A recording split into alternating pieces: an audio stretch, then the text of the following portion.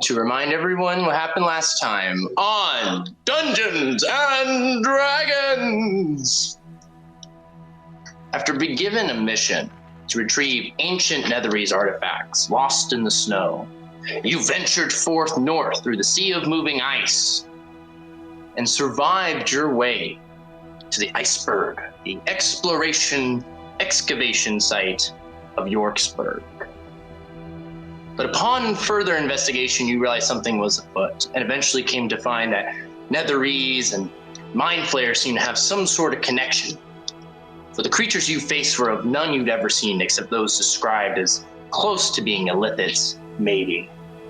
And from the research that Professor Huxley introduced you to during your kind of dealings with him through the cave and outside, after escaping Yorkspawn and the alien threat, realistically, that sunk deep into the ice, you attempted to return home just the same way you came, an eerie deja vu, if you will, of the same scene you came upon when you entered Yorksburg.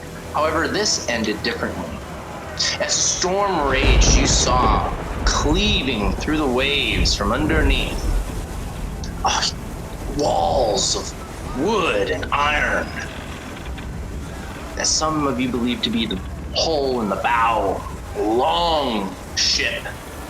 As you could see ice blue humanoid creatures taller than buildings standing upon its high deck was the last thing you saw as a crackle of lightning and a large strike drove your ship in half and sank down as you were caught and swept into the current of the waves. All of you experiencing near-death experiences almost, these vivid hallucinations. But all of you seem to have survived so far. So far, it seems that you are still alive, but you are trapped here on landscape, the frozen, barren wasteland that is Icewind Dale. Looking for food and shelter, you found something, only to be disturbed by some of the residents here, Goliath hunters looking for prey, holding the corpses of some of your lost crewmates from the ship. Eager to leave and find safety elsewhere, you will now stand, all of you, trekking through the blizzard that is Icewind Dale.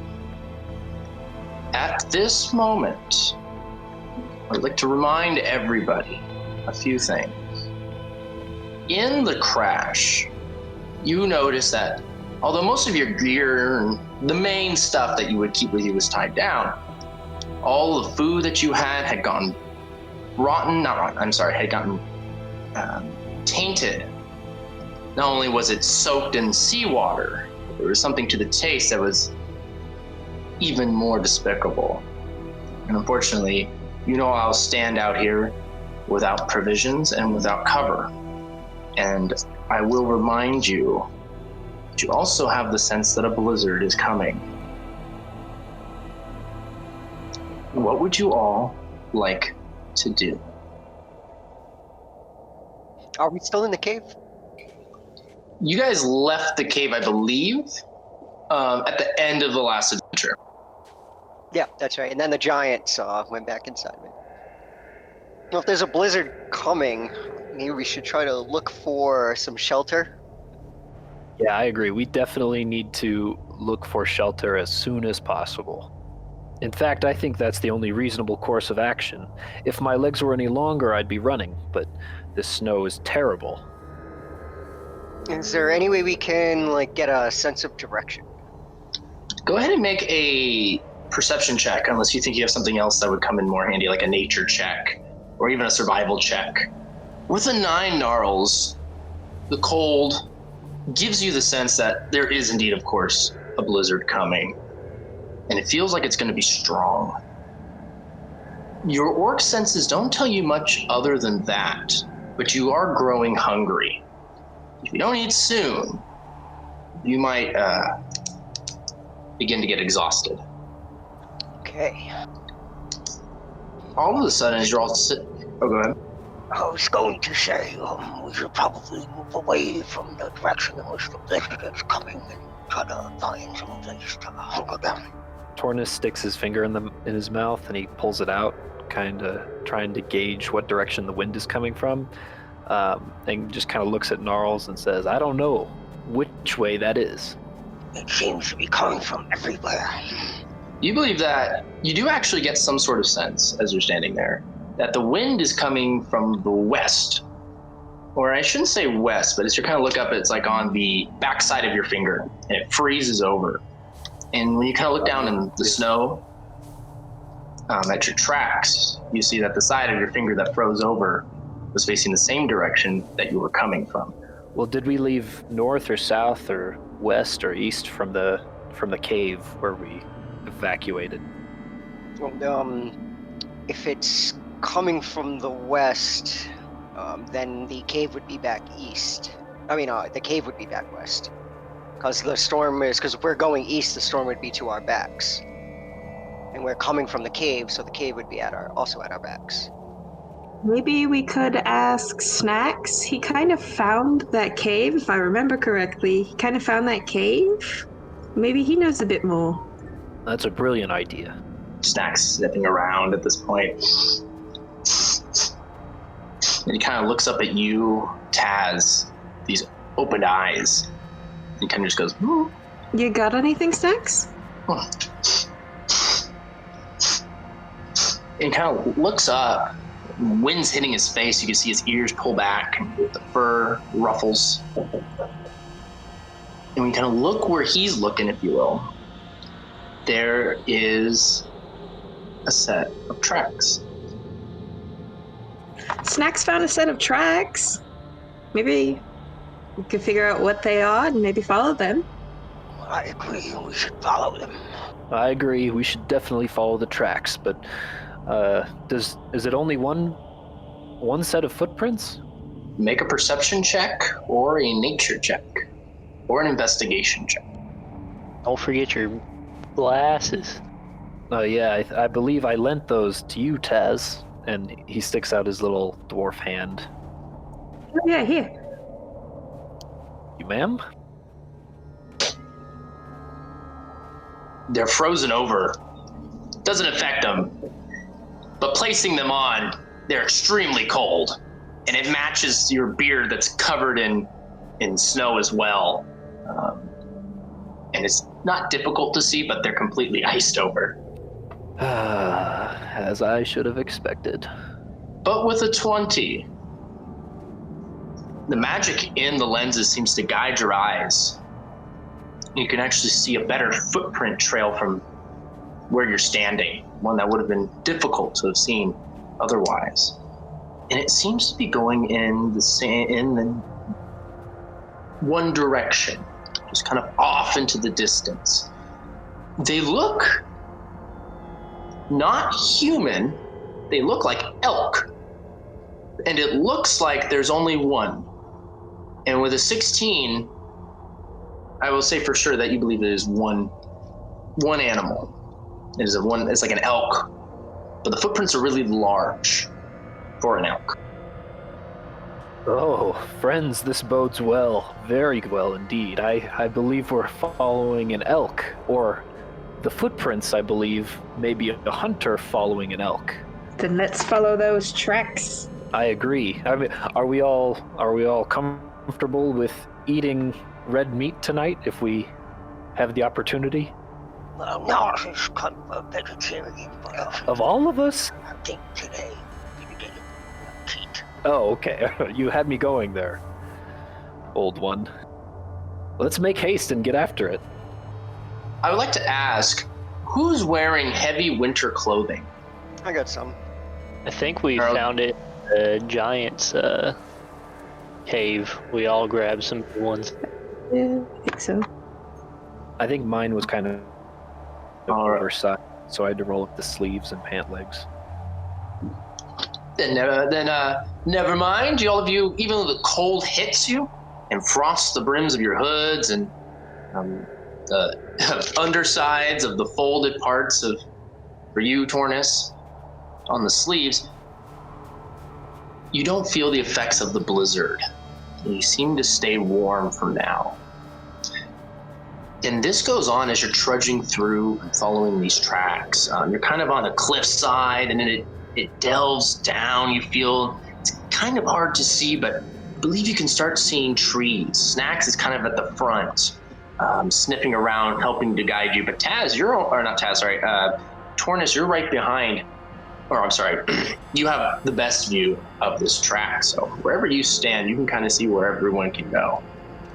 And eventually, it kind of makes your way deep in the forest. Let me see here. Tornis, because you have the goggles on, there's something that jumps up onto a rock. Not fast, but kind of slowly. And it's large. And it seems to be far in the distance. Probably about maybe like 100 feet away. It looks big. As you all begin to get closer, probably not too much, you see this. Wow. That's pretty. Incredible. At this point, you all can see it's a tall white elk. Large in size, bigger than normal, almost as big as a moose. These antlers that of ivory, white ivory, curl up. And you can see this majestic beauty of a creature. And the snow kind of stops a little. And you get a better view of it. And it seems to be standing on a rock. And then you begin to kind of see it begin walking. I'm following it. Oh, me too. All right, you guys can go ahead. Yeah, just go ahead and keep moving, and then I'll let you know. You think it was a kind of magical beast? Maybe we can talk to it and figure out, how to get out of here, I guess. Gnarls, when you get about there, let's give it a pause. Everyone kind of, wherever they want to be, kind of, yeah, that's right about there. Gnarls, you don't see it on the map, if you will, as you do right now. But the clearing's a little bit more clear, and you can see it far in the distance on a rock. It kind of jumps back up, and it's kind of not looking at you, but looking in that direction. It's kind of just looking around, just standing there. The moonlight somewhat hitting it, but it looks to be probably another 60 feet away at this point. It's pretty fast for an elk that size. I'm gonna look back at the others and kind of wave them over, but at the same time putting my finger in my mouth going, shh.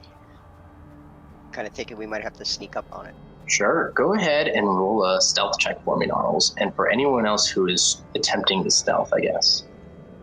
I'm going to also attempt to stealth, but not in like a attacking way, just in kind of a monitoring Gnarls way. Yeah, I guess I should even add, if there's something you guys want to do in stealth, go ahead and roll stealth, like if you're trying to move somewhere. But if you're just kind of standing there, you probably won't have to. It won't affect you if you roll bad.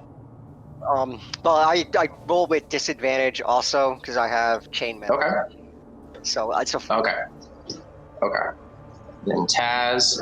Okay, everyone else. Oh, wow. All right, perfect. So, Gnarls, you're... Oh, like not try to be quiet, like kicking snow left and right.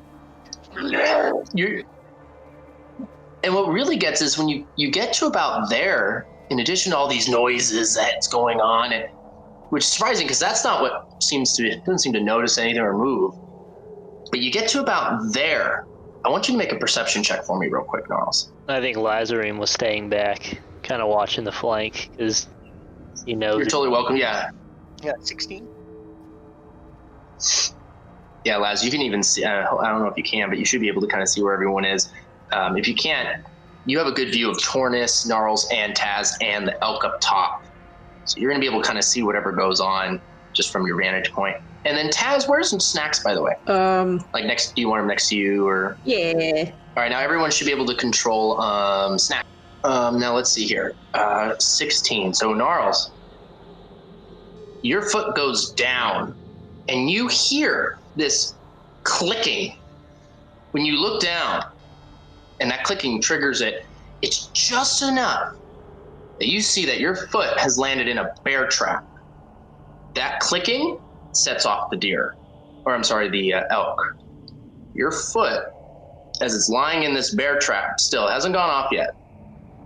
But that click, and the elk looks right at you. And do I know I just stepped in a bear trap? You do. Okay, so I'm not going anywhere. Guys, I got a small situation. And I kind of point down at my foot. What did you do? I stepped in a trap.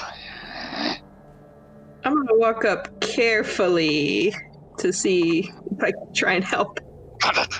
You gotta. We'll see what the 20 year finds. So yeah, you kind of walk up. The elk staring right at Gnarls with like its left side eye. Okay. Does anybody know how to quickly get somebody's foot out of a bear trap before it goes off? Can I try to disarm it myself from where I am, or is it just not going to be possible because I'm standing in it? You can try. It's just whoever tries, there is, if it fails, it'll just sit off the trap, but you are welcome to try. You just have to kind of tell me how you want to do it. Yeah? All right, so, geez, I would say you can describe it for flavor, but you can go ahead and I'd love to hear it. I'd love to hear how you're going to get your foot out of the bear trap, but you can also just roll. So inside the bear trap on the pedal that I stepped on, when the mechanism clicked down, there's kind of a pin there that if I can reach down and remove the pin, it kind of releases the spring. So when I can just take my foot off of it and nothing will happen at all, because the spring won't be able to retract around my leg. Totally doable. I like your style. Sleight of hand check? Yeah, go for it. I like that. Oh boy. In fact, I will actually give you advantage. You lay down and you do exactly as you said, and the pin comes out, the foot comes up, the elk or it just sits there. And it's just looking at you. You've pulled it out even quietly enough to where it hasn't moved. Laz, make a perception check for me, Laz. Something is off to you. I want to see if you notice it. You just notice something's off, and that you're in a really wide open area. Why are there bear traps out here? What are bear traps for? Guys, something seems off about this. Why are there bear traps in the middle of the open like this? Maybe to get the elk? Is there a ridge? Sorry, is there a ridge behind us, like to the left? There is. There is like a high ridge that you guys kind of came down. At the height of the ridge, it's about 15 feet. It's not too high, but it looks like, like over here, probably about 15 feet high. Oh, Jesus. I don't have any idea what's going on here, but at least the elk is still around. Maybe we can try to communicate with it. Then I guess I'll cast the Speak Animals upon myself and try to talk to the elk. Whispering a druidic chant and huffing some yellow flowers, dust, you now can commune with animals. It's staring at the group. At this point, when it notices that spell go off, I guess when that spell goes off, it's going to look, and it's now looking at you like a person would instead of like at the side of the head. Oh, hi, Mr. Elk. We saw your tracks earlier, and we, I guess, followed them, and kind of ended up here. Do you perhaps have any place that we could maybe get something to eat, or just kind of get out of this weather? Strange. Yokai never usually talks to us. Why should I help you? We could disarm the bear traps that are around here that our friend has had the almost unfortunate pleasure of stepping upon. I'm sure that might be a bit of a hassle, trying to get it navigate around them. It is a pain. The hunters are savage out here. But it's more of an inconvenience. A pest, I believe you people call it. At least that's what I learned. I've also seen what your people can do. Humans, they are so interesting. They are one with nature, but they love to destroy. Do you love to destroy? Oh, no, absolutely not. No. I just, no.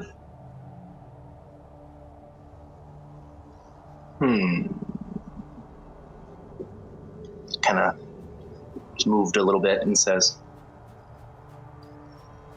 That's strange. Very strange.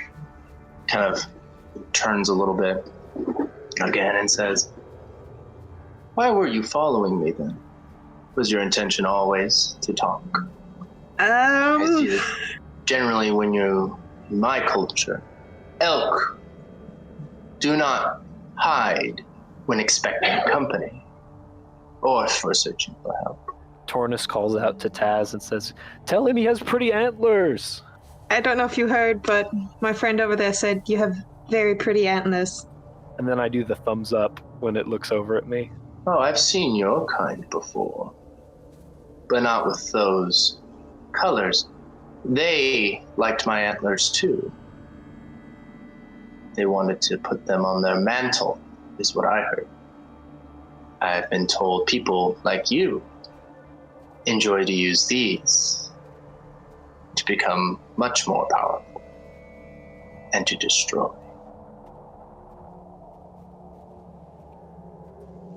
I notice she is not with you.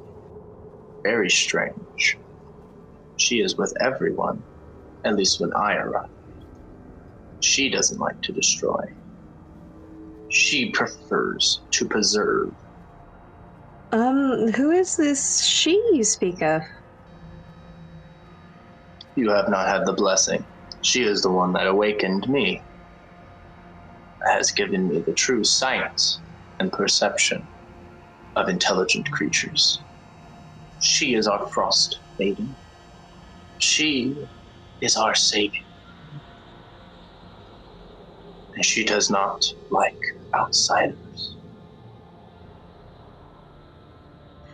Oh, could you maybe describe what they looked like? Because then maybe we can meet and chat a little bit and figure out how to leave this place, which was our original intention.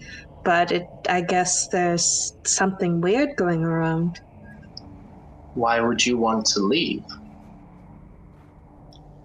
This is paradise.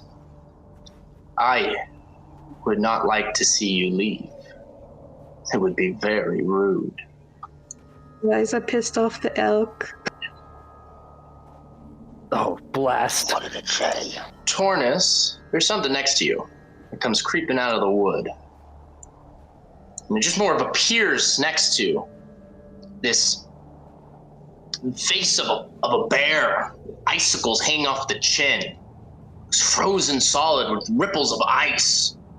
Like, not claws, but spires, like pieces of ice peaks and shards sticking out of it.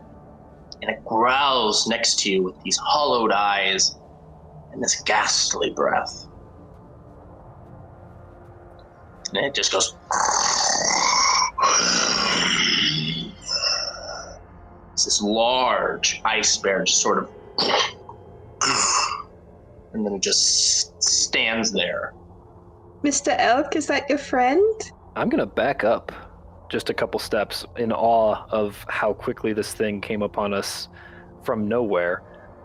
And I'm going to draw my wand, but I'm not going to point it at it. And I'm going to, instead of not pointing it at it, I'm going to make my arms as big as possible to try to show that I'm not afraid, and that I'm a very large creature instead of just a 4-foot tall, 40-pound gnome. And I'm going to make loud noises like "hoo, hoo, ah, ah." And Lazarine would say, just get behind me, Tornus. I'm in front of the bear, in front of Tornus. I'm still doing the bear scare tactics behind him. As you're doing the bear scare tactics, Tornus, you're or make that ooh, owl noises. You feel like there's something behind you. I do like a double take and I spin around. No. There's another one. And it just does the same thing, walking up. And it kind of gets close. And the elk says, and how do I know that when you leave here, if I were to let you, you're not going to find the hunters that placed those traps there? What if we find the hunters for you and maybe take care of them?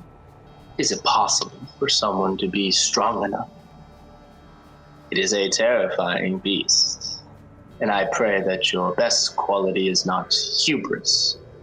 Pride, I believe it is called. At this moment, Tornus is like dancing around, going, ah, ooh, ah, ooh, ah, still waving his arms around and like doing little side steps back and forth. As you're doing so, it looks down and says, "You will help us and not destroy us? How can I trust you?" I mean, you could, and I, for one, never go back on a promise to help somebody.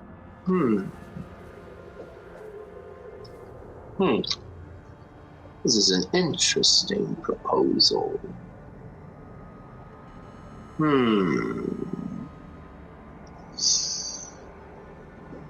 And it kind of moves its head backwards, and the bears kind of back off, disappear.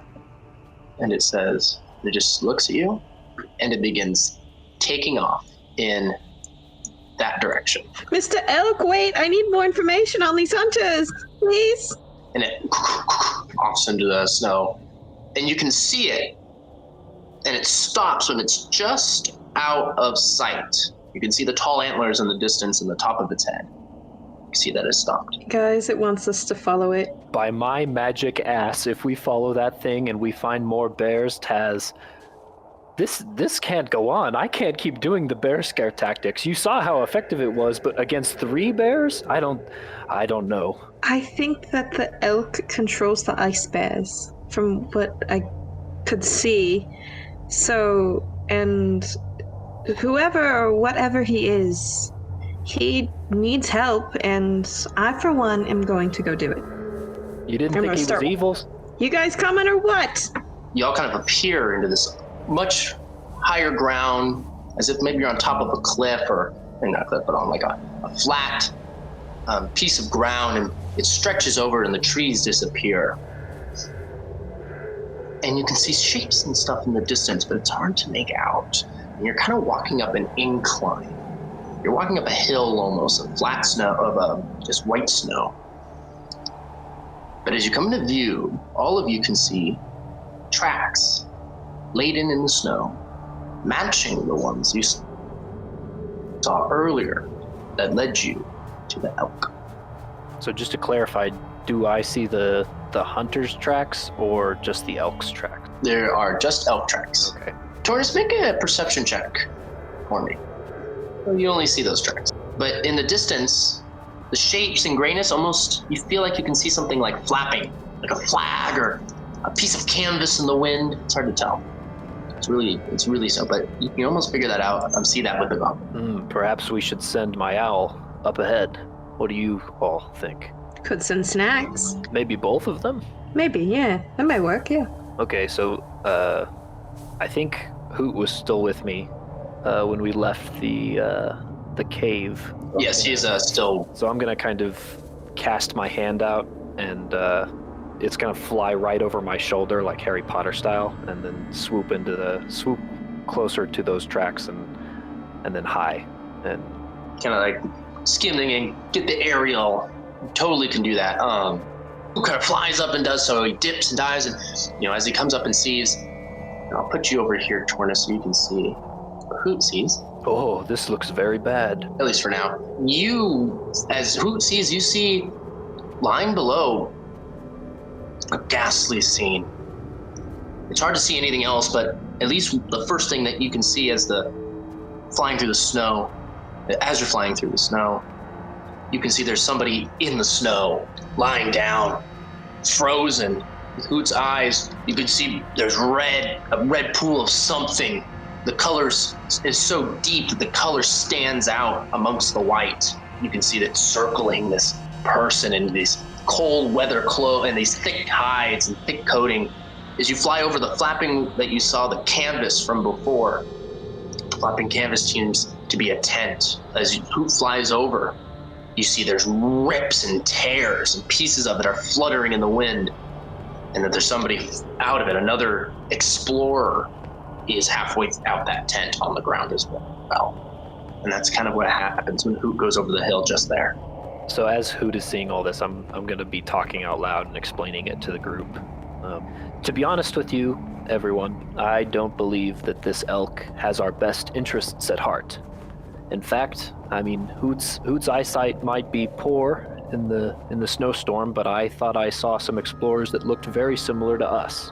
To us? I mean, not like copies, not like we fought in the cave at the excavation site. I just mean people out in the middle of the wilderness who are either eviscerated or very, very, very frozen and dead. Maybe they have things we can use. Perhaps we should press on, but let's all be on our guard.